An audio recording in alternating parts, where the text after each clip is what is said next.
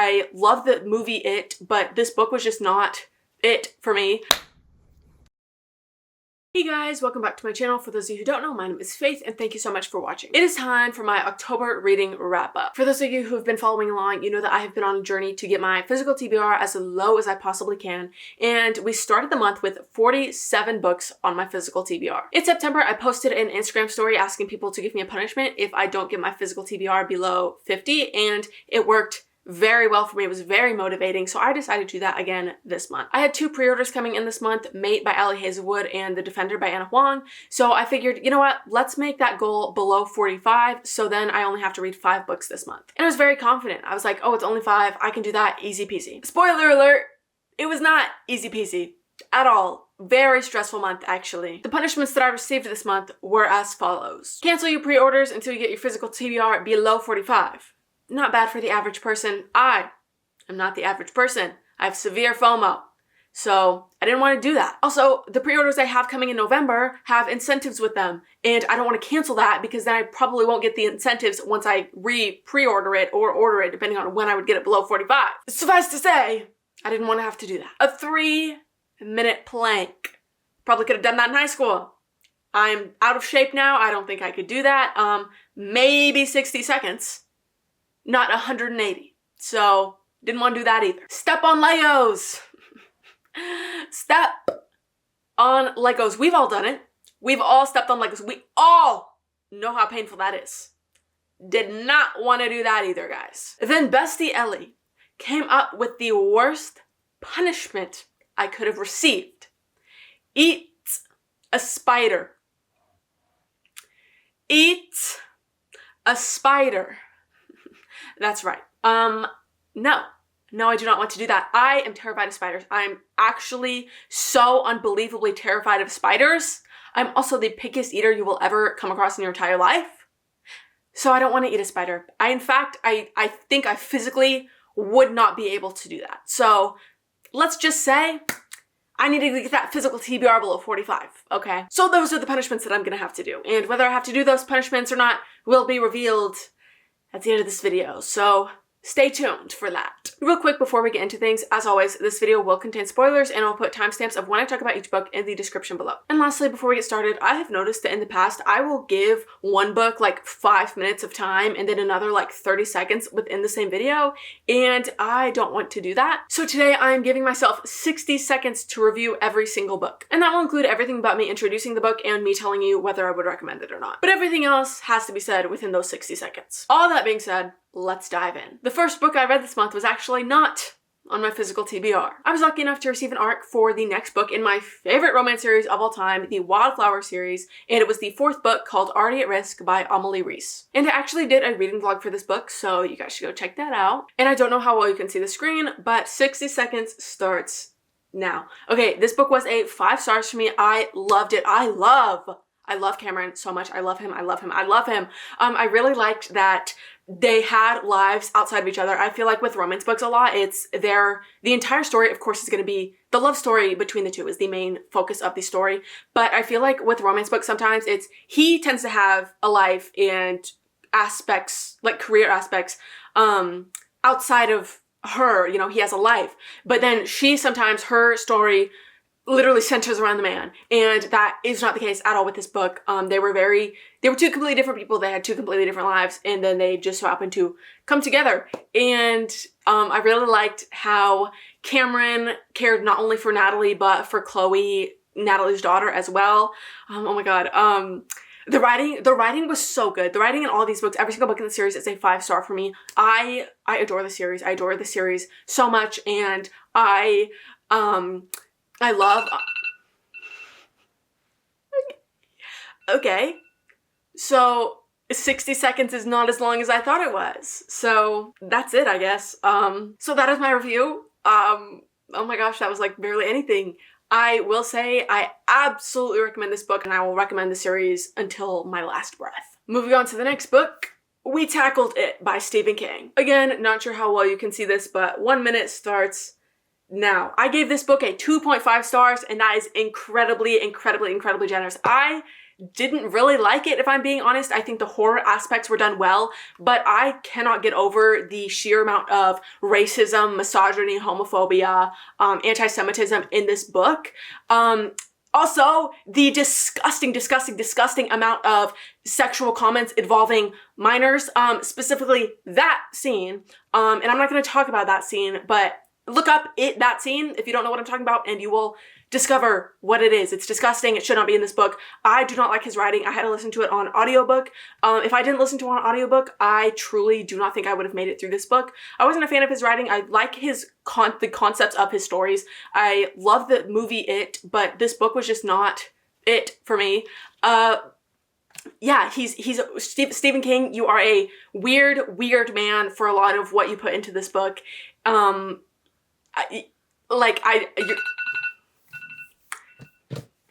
That is it. I gave this book 2.5 stars and I trashed on it so much, I feel like I do need to justify that real quick. I've said this before, if I finish a book, I automatically give it 2 stars, and I bumped it up that extra half star because, like I said, I do think the horror elements were done well, so that is the positive for this book and why it is a 2.5 stars. Low-key, I am thinking about taking that rule away though, so we will see. I might update my Goodreads or Fable ratings if I decide to in the future. But for now, it is a 2.5 stars, and no, I would not recommend this book because I refuse to recommend somebody a book with scenes like that in them. So I finished it, and it is now October 17th, and I still need to read 4 more books this month, right? Wrong. Because for some reason, I thought it was a good idea to go to the bookstore. And I came home with 5 more books. So now it's October 17th, there are 2 weeks left. I need to read 9 more books this month. Yeah, but it's actually not 9 books, is it? No, because an author reached out to me and said, hey, can I send you my book? And I said yes. So now I need to read 10 more books this month. 14 days. 14 days. I need to read 10 more books. I don't think I've ever in my life read 10 books in 2 weeks, except maybe when I was a small child reading picture books. I don't think I've done it before. So, did I do it? Keep watching to find out. So moving on to my next read, The Institute by Stephen King. 60 seconds starts now. Stephen King, I gave you a second chance that, quite frankly, you didn't deserve after the things that I read in it. I gave this book 3.5 stars, and again, I do feel like that's kind of generous. I definitely liked this one more than I liked it. However, stop writing books with children, please, because you have some weird fascination with them that I don't like. It makes me extremely uncomfortable, Stephen. So, just stop with that. Yeah, it was fine. It was fine. It was not my favorite. Definitely not. I don't like his writing style. I liked the concept of this actually more than I thought I would, but I just don't like his writing style. I do want to give his other books a chance, but I don't know. We'll see. The plot, at times, it was very slow. It was very slow and boring. I feel like he over-explains so much. I'm like, you could cut out so much and it would be a lot more engaging and I would like it a lot better. And I mean, of course, that's just me, but yeah, and also the end was like very unsatisfying to me. Just like that ending, I guess. I feel like I've been looking off into the distance over here this entire video, so I apologize. The timer stresses me out and I'm like looking everywhere else. Would I recommend this book? Maybe. I would also recommend skipping over some scenes that are weird, but yeah, it was fine. It was fine. That's all it was. If you like Stephen King's other books, you might like this, but I probably wouldn't read this as your first Stephen King book. That being said, I've only ever read 2 Stephen King's books, so other people who've read more of his books might say it's a good starting point. I don't know. I would maybe recommend the book. The next book I read was War of the Worlds by H.G. Wells. And the 60-second review starts now.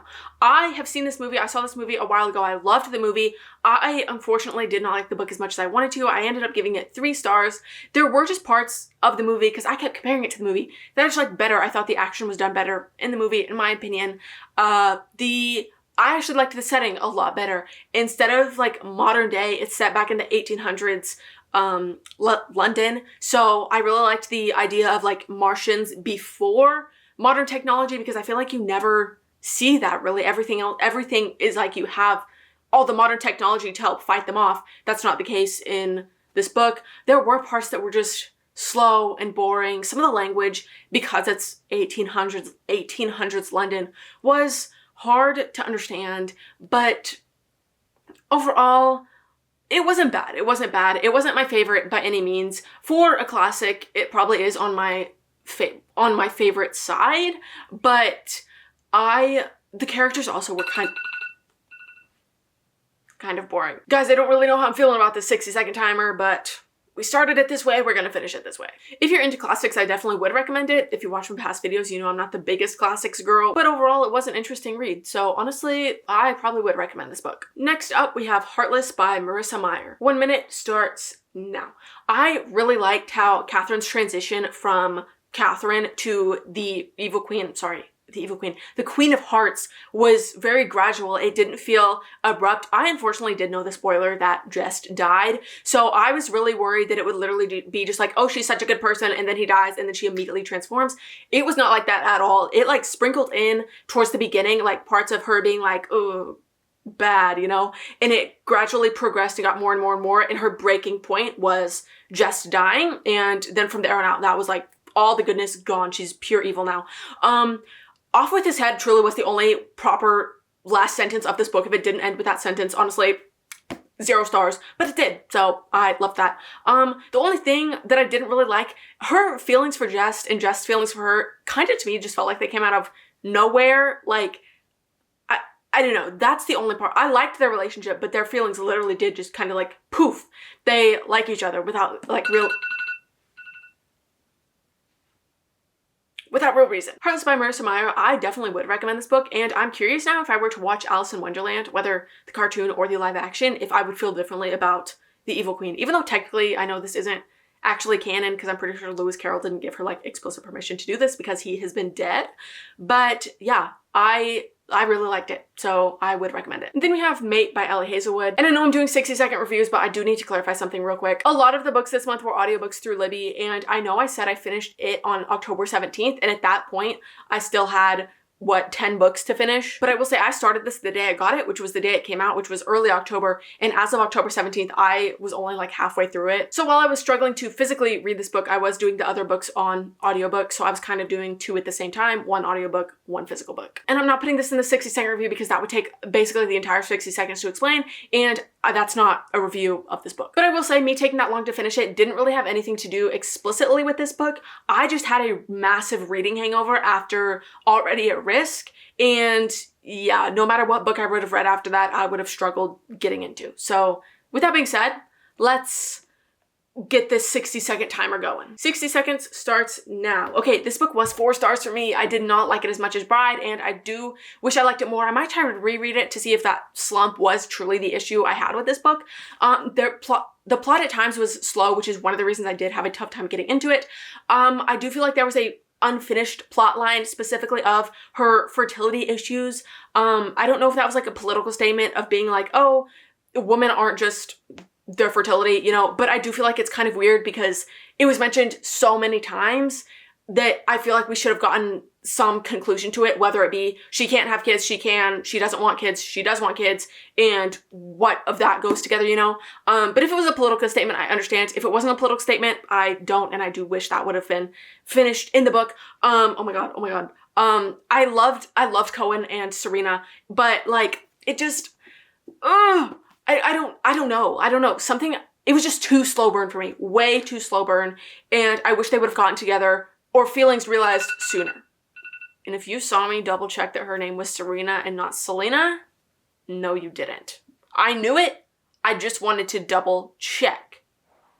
Please. I knew it. That's why I said Serena and not Selena. So, argue with the wall. Mate by Hazelwood. Would I recommend it?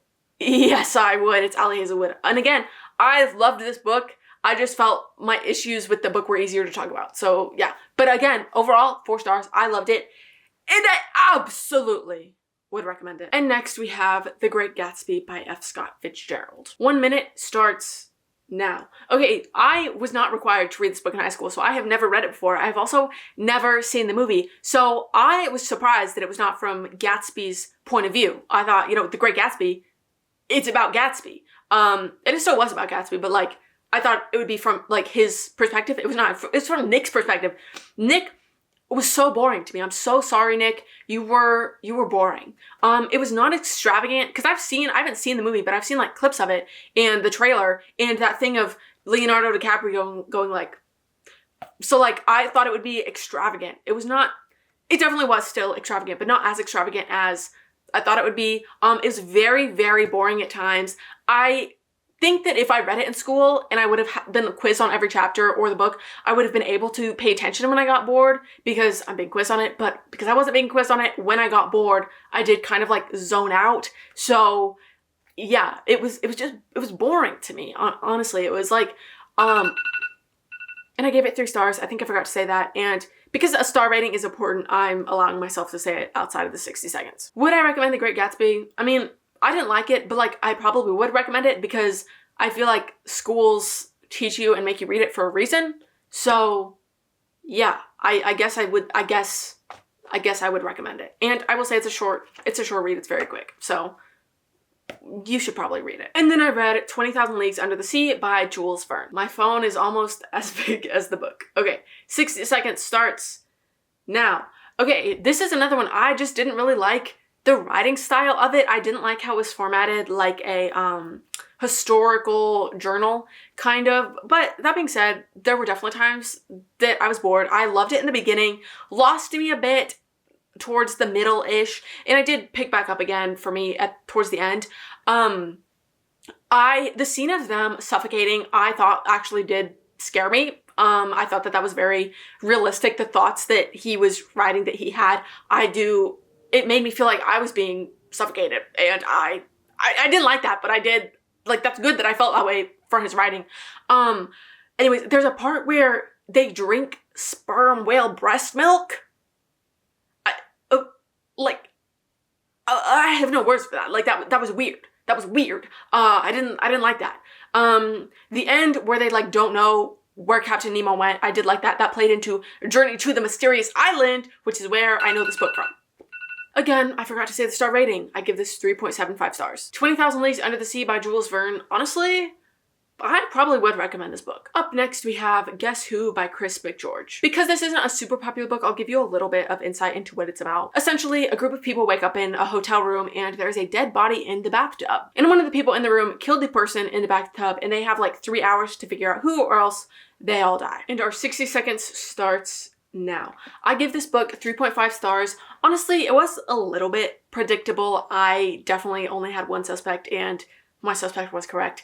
But overall, I thought it was enjoyable.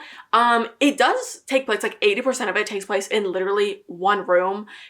So with that, it is kind of hard to keep you engaged at all times. I think it did a fairly good job, but again, when it's like a 350-page book, so when most of that is in literally one room, there's not much that you can do because there's not a lot of action scenes in this book. It's mostly conversation of trying to figure out who the killer is. So in that aspect, it was kind of boring, but I do think overall he did a fairly good job keeping you engaged.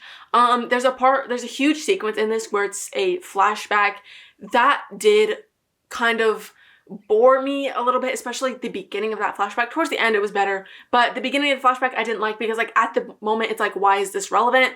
It was relevant, but would I recommend this book? If you're wanting a mystery book where you have to think so hard and figure out your own clues to figure out who the killer is, no, I would not recommend this book. That is not what this book is about at all. But if you want a simple mystery where you don't have to think super hard and a fairly quick read, then yes, I definitely would recommend this book. I feel like I should probably give a brief synopsis for every book, but they're mostly very popular books within the community of readers who read those books, if that makes sense. So I feel like most of them I don't need to give a synopsis on. I might change that in future videos, but for this one, I am only doing it to the ones that aren't super well known. But anyways, next we read Little Men by Louisa May Alcott, and 60 seconds starts now. I unfortunately did not like this book as much as Little Women. I only give this one 3 stars. I did not connect to the characters as much as I did in Little Women. I adore Little Women. Little Women's 5 stars, but I felt like this book was way too straightforward with the life lessons. Like, it felt like every single chapter was that the kids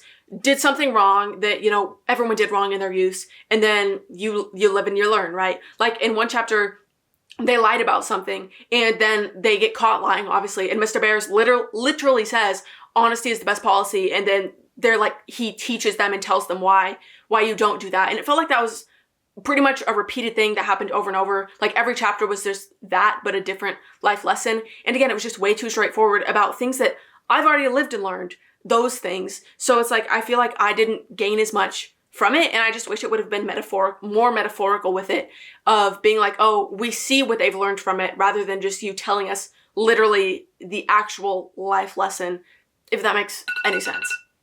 If you don't like Little Women, I wouldn't recommend this book. If you absolutely love Little Women and just want more of that universe, then yeah, I probably would recommend this book. But personally, I wouldn't go in thinking it's going to be as good as Little Women. At this point in the month, I think we had 5 days left, so I was feeling extremely confident that I would get my physical TBR below 45. So I decided to step away from my physical TBR and actually read an arc that I had sitting in my inbox for like a week and a half that I had been wanting to read so bad. And that was the arc for False Play by Yinn Quirós. And it follows Kennedy and Henry. Henry is a player on the Thunder and Kennedy is a PR manager for the team. They're caught in a store one day and the media spins it as they are dating. And they decide to run with it to improve Henry's reputation and so Kennedy can show her ex that she has moved on from him. So the 1 minute timer starts now. I loved this book. I gave it 5 stars, and it is the first book in a 6-book series. It's gonna be 6 books. And I loved how Henry was literally obsessed with Kennedy from the beginning. And it was not instant love. She definitely did not reciprocate for a long time. It was still slow burn, and also it is a spicy romance. I really liked how, again, with like Already at Risk, they both had separate lives outside of each other. It was not purely, oh, they only exist for each other. That happens sometimes in romance books. Again, not the case in this book, which again, I loved. The writing was really good, and the spicy scenes also, guys, they were written very well. Oh my gosh, I can't think of what to say. Henry is very attractive. I love him. I love him so much. And Kennedy is a baddie. Oh my gosh. She like totally stands on her own. She can hold her own. She does not let people walk over her. I love that. Okay, I struggled with that one because I was trying really hard not to say any spoilers, because at the time this video will be posted, that book has not been released, and I want to respect the author by not giving away any spoilers. But False Play by Yinn Quirós, would I recommend it? Absolutely, I would. Then we have The Cost of the Code by Darbie Hamilton, and this is the author who sent me her book, and this is the book that she sent me. This is about an underwater war between Selkies and Nereids. Going into this book, I had absolutely no idea what that was, so let me explain that to you real quick. A Selkie is a person who possesses the coat of a seal, and when they have that coat on and they get in the water, they turn into a seal. And a Nereid is essentially a mermaid, but like think more fish-like, and they also have the ability to grow legs and walk on land as if they're human. And it follows Shannon, who is half Selkie, half human, and her Selkie identity has been hidden from her for her whole life. And so this is about her discovering that identity and discovering this whole world and the war. The 60 seconds timer starts now. Okay, I gave this book 3.75 stars. The plot was very fast-paced, so it was very good at keeping you engaged, so you were never like bored and having to force yourself to finish a chapter. The characters fell a little flat for me, I can't lie. Specifically the character of Mandy, I did not like her. I don't know why. I thought it was very weird that, spoiler alert, she came with them at the end underwater when she's human. And the way they got her down there, I thought, that part I just didn't like. I cannot lie, I did not like that part. I think that I wish the relationships between the characters were a little bit deeper. That kind of goes with the characters being flat. Overall, I do think it was a very easy read. Also very quick. I'm a fairly slow reader, and I read it in just a few hours. You can kind of see the words are pretty big. The writing, there were quite a few grammar and spelling errors, but she is a self-published author, so I give quite a bit of grace for that. So I didn't think that was really bad. I am honestly excited for book 2. Overall, I did enjoy it, and I've said, would I recommend it? If you are looking for an extremely simple read, yes, I would. If you want something super deep and impactful and meaningful, I probably would not recommend it. I'm so sorry. Like I said, I've never heard of Selkies, and that's not something I'm super interested in, but if you are, I probably, again, would read this book. But if you don't care for that or that concept, then again, no, because that's literally what the book is about. We've now reached the final book of the month, and that was The Paleontologist by Luc Dumas. 60 seconds starts now. This book was fine. It wasn't bad. It wasn't good. It was just fine. For the concept of a haunted museum, a museum haunted by dinosaurs, it was not as good as I was hoping that it would be. I feel like there's kind of a lot of plot holes with the fact that the museum really was haunted and no one else questioned any weird occurrences that were like going on. Like there was blood and things were trashed. No one really questioned it or anything. They were just like, oh, it's bears. I thought that was weird. I really didn't like the beginning. At the beginning, this was looking to be honestly a DNF. About 30% in, it did pick up a lot for me and I did start enjoying it. I didn't really like the main character, honestly. I felt like he was annoying and just overall not that good of a person. I kind of feel bad saying that because his sister died, but this is like Night at the Museum meets murder mystery. I think the concept is cool. I don't think the execution was the best, but it wasn't bad, like I said. I think I forgot to say again, 3.5 stars. If you don't like dinosaurs, I absolutely would not read this book. There are many conversations about dinosaurs and like the scientific side of it, not really adding to the plot, just kind of geeking out on dinosaurs, it feels like. So if that's not something you'd be into, I would not read this book. Like I said, it's kind of like a Night at the Museum meets murder mystery. So if that's something you think would interest you, you might as well try reading this book. I am filming this on Halloween, the final day of the month, and I literally finished this book like 30 minutes before I started filming this video. And with this book complete, I am proud to say my physical TBR is at 44. So I do not have to cancel my pre-orders, do a 3-minute plank, step on Legos, or eat a spider. And I have to give a massive shout out to the audiobooks on Libby because if I was not able to listen to those, I absolutely would not have read all of those books. After all is said and done, I'm not really sure how much I like that 60-second review thing. Because for some of them, my brain just like stopped working and I blanked about the entire book. So I was just like, as I'm sure you noticed. But we'll see because I did like how I dedicated the same review time for each book. I forgot to say this earlier, but I do have a series on my channel where the last Sunday of each month, I compare a book to its film or TV show adaptation. And this month, we did It by Stephen King. And I have also done A Good Girl's Guide to Murder, Jurassic Park, Alice in Wonderland, and Little Women. So if you're interested in any of those, you should go check those videos out. With all that being said, I don't think I'm ever going to do those punishments again because, oh my God, that was stressful. And clearly it didn't help me not buy books because I literally bought 5 books this month. So will I ever do that again? We'll just have to see. But that is all that I have for you guys today. Be sure to like and subscribe and follow my Instagram and my TikTok, both linked in the description below for more bookish content. I hope you guys had a spooky Halloween. Love you guys. Bye.